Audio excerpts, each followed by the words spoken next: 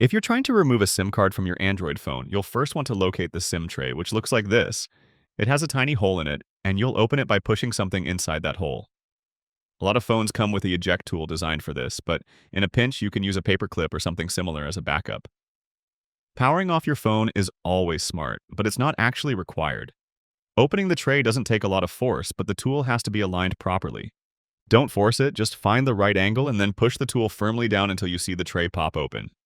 Then put the tool down and gently pull the tray out.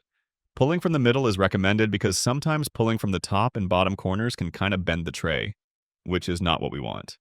Depending on your phone model, your tray might hold two cards. Mine, for example, has a slot for a memory card and a SIM card.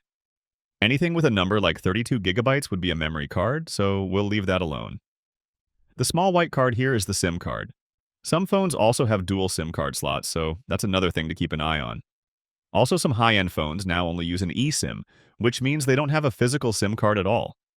To put your tray back in, you'll need to be gentle again. The alignment has to be just right, so don't force it. Just gently wiggle the tray as you're applying some pressure on it, and once you find the right angle, it'll slide back in. And that's pretty much it. Leave a comment if you have any questions, and subscribe for more easy guides like this.